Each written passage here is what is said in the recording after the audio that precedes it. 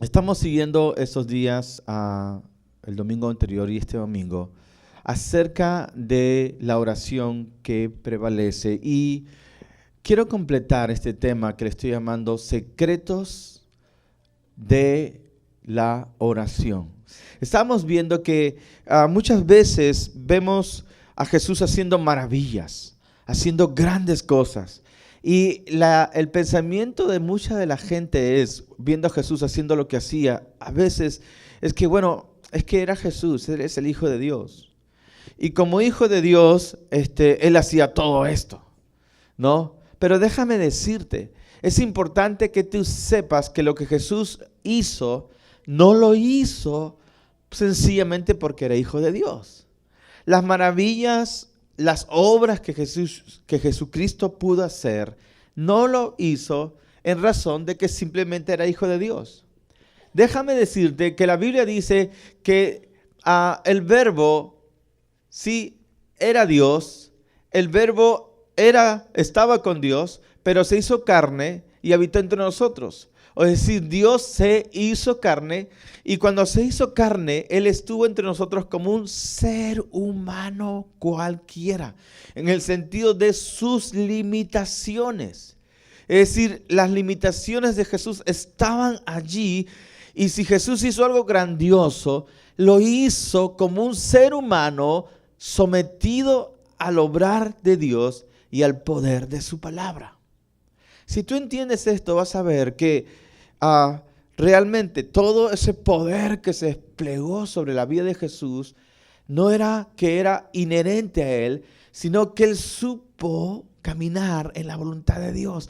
Él supo ser guiado por el poder de Dios sobre su vida. El Espíritu Santo de Dios estuvo sobre Él. Y si tú aprendes a ser guiado por el Espíritu Santo de Dios, si tú aprendes a los principios que operaron en la vida de Jesucristo, el Señor nos garantiza que vamos a tener los resultados que Él tuvo. ¿Qué les parece? Los resultados que Él tuvo. Él dijo esto: el que cree en mí, las obras que yo hago, Él las hará también. Y aún mayores hará. ¿Cuántos creen en Jesús? Entonces, eso se aplica a ti. Si tú crees en Jesús, las obras que tú harás serán las mismas que el Señor pudo hacer y aún mayores. Las obras que yo hago, Él las hará también si creen en mí y aún mayores. Cuando yo leí esto fue un desafío para mí.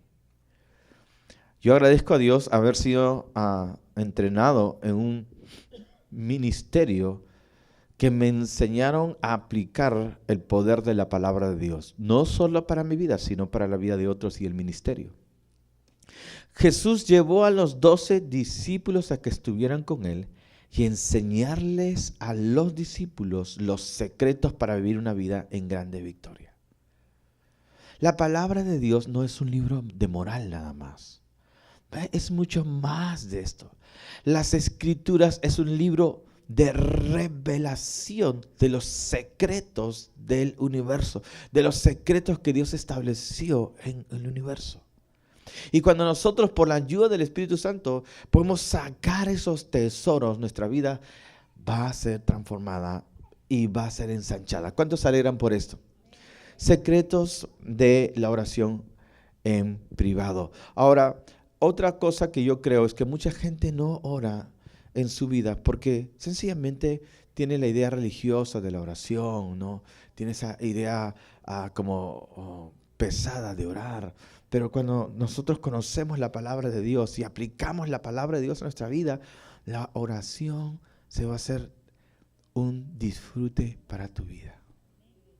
Así que yo quiero que por favor, amén, tú puedas pensar en esto, que tú puedas creerle a Dios, que tú puedes aprender a orar y que tu oración pueda ser eficaz. ¿Sabes qué cansa a la gente? A la gente no le cansa el trabajo. A la gente lo que le cansa a la larga es la ineficacia de un trabajo infructuoso. ¿Qué cansa a la gente? ¿Qué cansa a los pastores en el ministerio? ¿Qué cansa a los hermanos cuando están trabajando? ¿Qué cansa a los comprometidos en la casa de Dios? No cansa la obra no cansa. Lo que cansa es cuando no vemos fruto, cuando no vemos resultado. Eso sí que cansa. ¿Cuántos están de acuerdo conmigo? Trabajar duramente y no ver fruto del trabajo, eso cansa. Sí, mucha gente no ora porque no ve fruto, no ve eficacia en su oración. Pero cuando tú ves resultados a tu oración, tú vas a decir, wow, yo quiero orar más, quiero orar mejor. ¿Cuántos dicen amén? ¿Cuántos quieren aprender a orar con eficacia? Sí, el primer principio que estábamos meditando la semana pasada, y ahora vamos a ir más allá, es dirígete a Dios como Padre. Número 1, dirígete a Dios como Padre. Pues el Señor nos dice, Padre nuestro que estás en los cielos. Es decir, llamar a Dios papá. ¿Sí? Al Dios del universo, pues llamarlo Padre.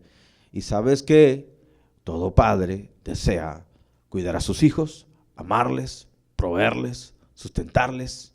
Sí, todo padre suple las necesidades de sus hijos y lo entrena para la vida. O sea, tú tienes que saber que Dios tu Padre te quiere entrenar para una vida de victoria. Y Él te ha llevado y te llama para vivir no solamente una vida de victoria, sino además ha trazado un destino para tu vida. Cuando Dios te creó, no te creó solo para comer y beber y descansar. Dios te creó por un diseño y un propósito especial en la vida. La tragedia de mucha gente no es la muerte. La más grande tragedia de la gente es pasar por la vida sin nunca descubrir su propósito en la vida. Eso sí es trágico. Haber existido sin haber vivido. Existir es una cosa, vivir es otra cosa muy distinta. Solamente vas a vivir en verdad si encuentras el propósito y el diseño original, particular y único por el cual tú existes. Dios, el Dios de la gloria, amén, cuando creó a un ser humano, antes de crear a ese ser humano, primero trazó un designio, un destino, un propósito especial. Te aseguro que no es el que mucha gente tiene, porque Dios es un Dios maravilloso y bueno. No es fácil. No, será un camino muchas veces hartamente difícil o a veces imposible. Para ahí está Dios, para llevarte a lugares y a hacer cosas que no pensaste y a lugares que no imaginaste jamás. ¿Cuántos alaban al Señor por ello? El problema de mucha gente es que está solamente en modo sobrevivencia en su vida. ¿Qué es modo sobrevivencia? Es decir, viven solo para existir, viven para comer, viven para poder vestirse, sobreviven, no viven. Dios no te ha creado, si tú vives solamente para tener una casa, para tener bonita ropa, para comer y pasarla chévere, no estás viviendo en verdad, estás en modo sobrevivencia. Dios te ha creado para existir, para una vida más allá de lo que has imaginado, porque tienes a un Dios de gloria y un Dios supremo que quiere ser tu Padre si aún no eres hijo de Él. Entonces aprende a relacionarte con Dios como papá. Llámale Padre, Padre, quiero conocer tu plan con mi vida. Entonces esto es muy importante para la oración porque tú irás a la oración para tener intimidad con tu Padre Celestial y conocer el propósito. Pero tienes que pedirle a Dios. Este libro, hermanos, no es un libro de religión, no es un libro solamente de reglas morales, es un tesoro de los secretos escondidos del universo. Aquí Dios te enseña cómo caminar en victoria, pero tienes que pedir la ayuda del Espíritu Santo y tienes que tener hambre de esa palabra para que el Señor te dé la luz que Él quiere mostrarte en la palabra de Dios. Dirígete a Dios como Padre Celestial. La única manera de dirigirse a Dios como Padre Celestial es habiendo nacido de nuevo. Y no es algo que tú puedes hacer por tu propia voluntad, sino que esto es obra del Espíritu Santo a todos aquellos que creen en la salvación de Cristo. Lo segundo que tenemos que aprender es venir a Dios en el nombre de Jesús. Padre nuestro que estás en los cielos, santificado sea tu nombre. Tienes que conocer que hay un nombre que es sobre todo nombre. Y ese nombre, amén, ha sido exaltado sobre todo nombre y es el nombre de Jesús. Para que Jesús sea exaltado sobre todo nombre, Él se sometió a Dios el Padre y fue exaltado hasta lo sumo y fue sentado a la diestra de Dios. Y habiendo obedecido hasta el final, Dios le dio toda autoridad. Como Jesús se sometió a la voluntad de Dios el Padre hasta lo máximo. Entonces Dios dijo, voy a exaltarlo hasta lo sumo. Y a Él le hizo Señor del universo. Y como Señor del universo, Él tiene la autoridad de acercarse y hablar con Dios, su Padre, cara a cara, porque Él fue sentado a la diestra de Dios y tiene suprema autoridad. Tiene toda autoridad, todo dominio, toda potestad, porque Él obedeció hasta lo sumo. Dios lo exaltó hasta lo sumo. ¿Me está siguiendo usted? Entonces, cuando usted va al Dios y Padre del universo, si usted va en ese nombre, en esa autoridad, las puertas de los cielos se abren. ¿Cuántos se alegran por eso? Porque no vas en tu nombre, vas en el nombre de Jesús. Hay majestad en el nombre de Jesús. Diga conmigo, hay autoridad, dominio y majestad. Fuerte. Hay autoridad, dominio y majestad en el nombre de Jesús, que es sobre todo nombre. Tú te acercas, Dios, no me acerco en mi nombre, me acerco en el nombre de tu Hijo. Y tienes acceso al reino de los cielos, a la presencia de Dios. ¿Cuántos alaban el nombre del Señor? Es tan importante, amén, conocer la autoridad que hay en ese nombre. Y tú pides por el peso que hay en ese nombre, por la trascendencia que hay en ese nombre. Hay un peso más grande que el universo mismo en el nombre, que es sobre todo nombre, el nombre de Jesús. Y cuando tú oras y al final de tu oración dices en el nombre de Jesús, no lo dices porque todo el mundo lo repite. ¿Por qué dices en el nombre de Jesús? Es que le escuché a fulano, sultano, ellos oran así. Y también dicen amén. Como todo el mundo dice amén, yo también digo amén. ¿Qué amén no eres? Pero amén significa así sea. Así sea es una disposición, es una orden. Es decir, cuando tú dices amén, a tu final de la oración estás diciendo sea hecho. ¿Te das cuenta? Estás dando una ordenanza. No estás diciendo amén para hacer tu oración, sino que tú estás terminando, cerrando tu oración, diciendo, ¿qué estás diciendo? Te vamos, 1, 2, 3. Vamos, practique. 1, 2, 3. Estás dando una disposición. Eso es amén. Así sea. Estoy de acuerdo. No dices amén de manera religiosa, no porque tu abuelita Pancracia te lo enseñó. No, sino porque tú entiendes que hay autoridad en ese nombre. ¡Wow! ¡Qué bueno es poder venir a la presencia de Dios con audacia, delante del Señor con gozo y alegría, sabiendo que tú traes el reino de los cielos a la tierra! Dile al que está a tu lado, ¡qué bueno que te despertaste! ¡Era hora que te despertaras! Dirígete a Dios como Padre. Ven en el nombre de Jesús. 3. Busca traer el cielo a la tierra. Diga conmigo, busca traer el cielo a la tierra. Ya sabes, cuando tú vayas a orar a tu cuarto de oración y te pregunten, oye, ¿dónde vas? Voy a traer el cielo a la tierra. Porque a veces pensamos que la oración es así, algo quejumbroso, algo penoso, ¿verdad? Sí, no, algo tedioso, no. La oración puede ser algo extraordinario, algo maravilloso. A veces es una batalla, es una batalla fiera por tu destino. Pero tienes que saber que estás en audiencia con el Rey del Universo. Entonces, la oración es también traer el cielo a la tierra. Porque el Señor enseñó a orar en Lucas, capítulo 11, ¿verdad? Dice el Señor, verso 2, oraréis así: Padre nuestro que estás en los cielos, sí, venga tu reino, venga tu reino. Es decir, nosotros hacemos que el reino baje a la tierra. Amén. Pastor, mi vida es un infierno. Es que no haces traer el cielo a la tierra, porque no oras. Por eso tu vida es un infierno. Cuando dejes de vivir ese infierno, es porque habrás comenzado a orar, trayendo el reino de Dios a la tierra. Cuando tú vas a orar, haces que ese reino venga a la tierra. Amén. Jesús dijo, el reino de los cielos se ha acercado. El reino de los cielos está entre vosotros. Jesús vino a manifestar ese reino. Y con la oración nosotros traemos ese reino a la tierra. ¡Qué privilegio! Iglesia, Lo que hemos visto, grandes cosas han sido, pero lo que viene es mejor mientras nosotros sigamos tocando las puertas de los cielos. ¿Cuántos alaban el nombre? Oh, yo creo que hay gente acá que va a atacar la puerta de los cielos. ¿Cuánta gente va a estar tocando? Oh, vaya, en el nombre de Jesús. ¿Ha escuchado cómo tocan la puerta de los cielos cobradores? Bueno, no del cielo, sino de tu casa.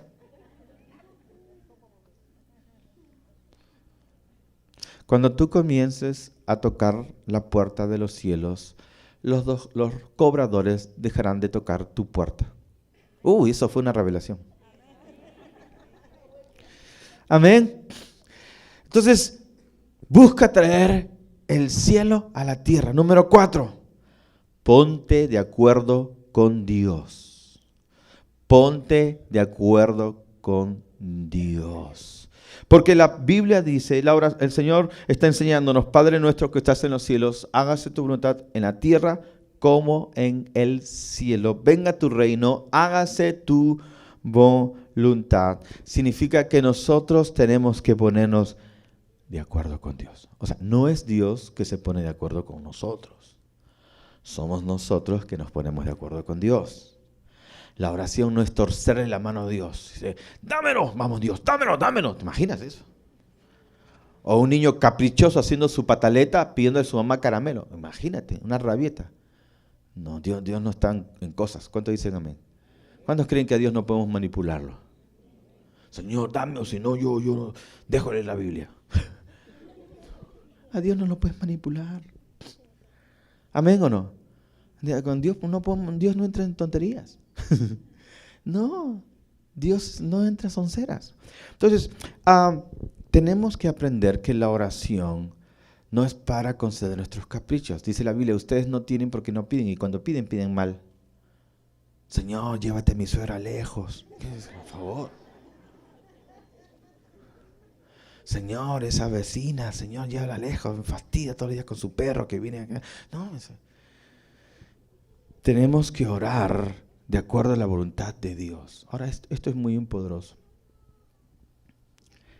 ¿Sabes cuál es el problema de mucha gente, creo, por la cual no ora? Es porque son más mulas que un terco. Amén. Son más mulas que un terco. Pastor, no es así, es más terco que una mula. Sí, ya lo sé, pero estoy diciendo al revés para que no te olvides. Entonces, son obstinados. Le gusta hacer su propia voluntad. Y hacen su propia voluntad porque ignoran que la voluntad de Dios es buena, agradable y perfecta. Dios es un Dios bueno. Dios es un Dios bueno. Amén. La voluntad de Dios, Romanos capítulo 12, versos 2, 3, 4 en adelante, dice que debemos transformarnos por medio de la renovación de nuestro entendimiento para que comprobéis cuál es la buena voluntad de Dios, agradable y perfecta. Lo que pasa es que no la entendemos y al no conocerla nos aferramos haciendo nuestra propia voluntad. Ahora, muchos de nosotros al comenzar nuestra vida cristiana nos toma más tiempo aprender a rendirnos a su voluntad. Porque no conocemos el corazón de Dios. Señor, yo quiero este chico, Señor, dámelo a mí. Ese, sepáramelo. Uy, pero ese no te conviene, ese es un monstruo, solamente por fuera, no. Pero por dentro, no, yo no quiero, Señor, voy a ayunar. O esa chica, Señor, espectacular, esa chica, wow. Sí, pero solo lo que quieres es lucirla. Pero no sabes lo que hay adentro. Pero ahí, no, Señor. Y peor, no, todavía no me conoce. Yo la voy a convertir. Ahora te crees el Espíritu Santo. Y ahí está, ¿verdad? Entonces, y luego viene todo la consecuencia de nuestra desobediencia. Y digo, Señor, perdóname. El que esté libre de culpa tire la primera butaca. Todos nosotros hemos sido tercos como una mula, ¿sí o no? Y nos toma tiempo rendirnos al Señor, nos toma tiempo. Pero luego aprendemos que mejor hubiera sido obedecerle. Entonces luego dice, bueno, ya, ok, voy a someterme al Señor, lo que tú quieras, y ya comenzamos a hacer su voluntad, y uno comienza a disfrutar, wow, Señor, tú sí que sabes, ¿verdad? Tú sabes, Señor, ¿no? Y mientras más largo tu caminar de obediencia, más sabes que Dios es buen, la voluntad de Dios es buena, agradable y perfecta, ¿verdad que sí? Pero no lo dijiste así al comienzo estabas medio prejuiciado ahí. Jesús dijo esto: mi comida y mi bebida es hacer la voluntad de mi Padre que está en los cielos. Mi comida. ¡Wow! No. ¿Cuál es tu comida? Tu comida es comerte ese tacu-tacu con lomo saltado, ¿verdad? Sí, tu comida es ese cevichito, ¿verdad? Tu comida es esa jaleíta, ¿no?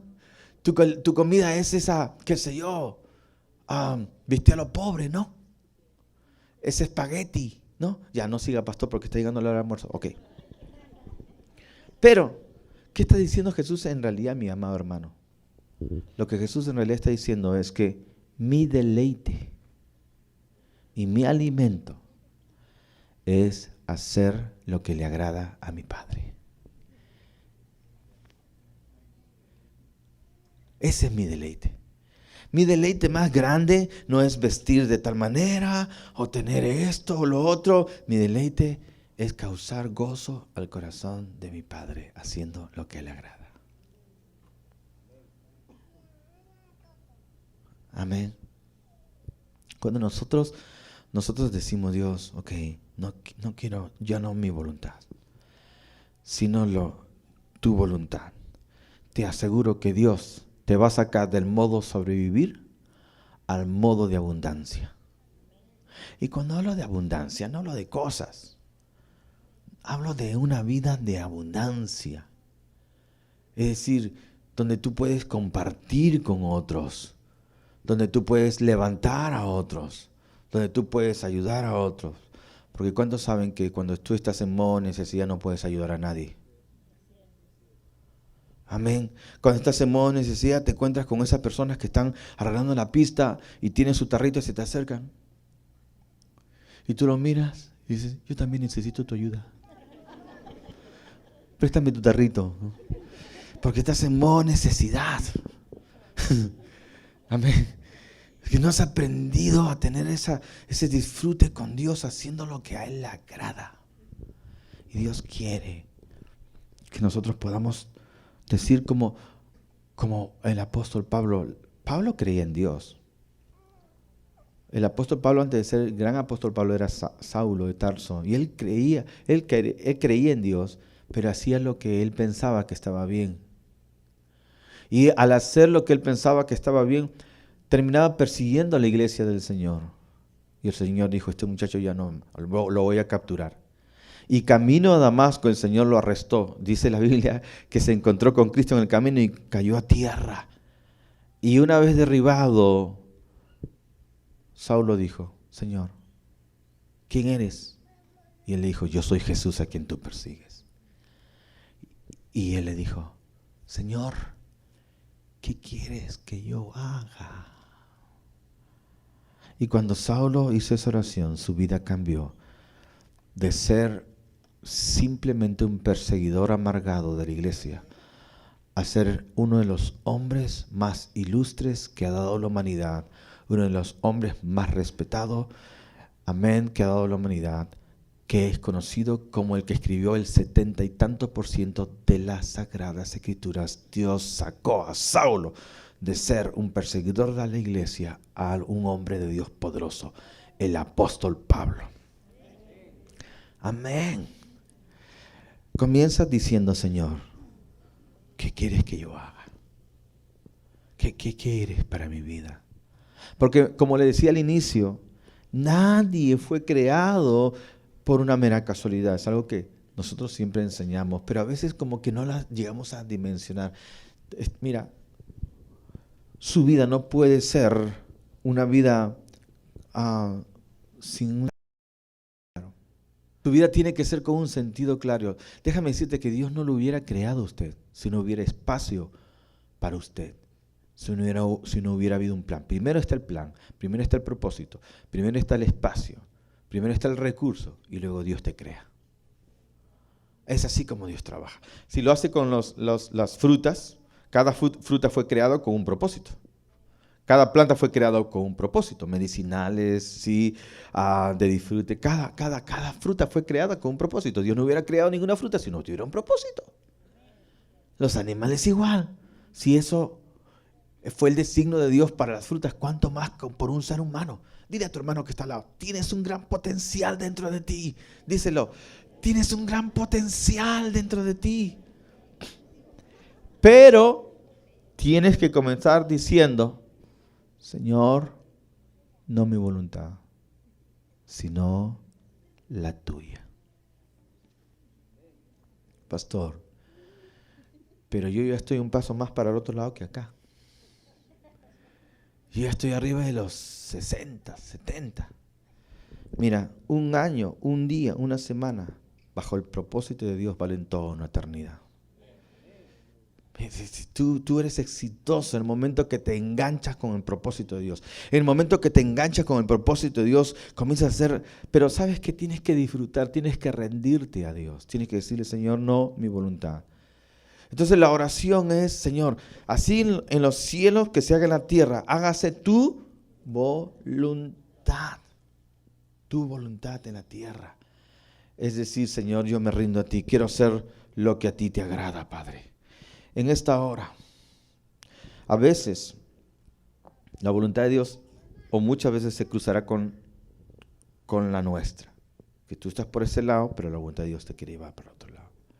Déjame decirte que por más duro que parezca, confía en Dios. Confía en Dios. ¿A cuántos le costó aprender a confiar en sus padres? Sí, cuando somos adolescentes sobre todo. Ay, papá, es que tú eres anticuado, ¿no? Que tú no sabes, mamá. Ay, es que tú no has vivido mi época. No, todos los jóvenes. Y lo más loco es que lo mismo que tu hijo te dijo, tú también le dijiste a tu papá cuando eras adolescente. Y lo más recontra loco es que lo mismo le hicieron al abuelo y también al bisabuelo. ¿Amén? Todo el mundo cree. Pero ¿sabe qué? No luche con Dios. Dios es un Dios bueno. Dios es un Dios bueno. No es bueno a tu manera, pero sí a su manera. Porque no solamente Él es bueno, es perfecto. Una cosa es ser bueno, pero otra cosa es ser perfecto. Y su bondad va de la mano con su perfección. ¿Comprendes? Es bueno, agradable, pero perfecto, no imperfecto. Ay, pasarla bien con esta persona es excelente, es muy agradable. Sí, pero es casado, no es perfecto. ¿Me entiende o no? No es casado. O sea, no es, tiene que ser perfecto. Para que sea la voluntad de Dios tiene que ser buena, agradable, pero perfecta. Tiene que estar de acuerdo al plan de Dios. ¿Está siguiendo? Wow. Comienza diciendo esta hora, Señor, no quiero hacer ya mi voluntad, sino la tuya. Comienzo a rendirme, Señor. Y voy a pedirle a usted que incline su rostro. Vamos a orar. Y vamos a hacer esta oración. Señor Jesús, te necesitamos en esta hora. Y mientras usted está orando en este momento,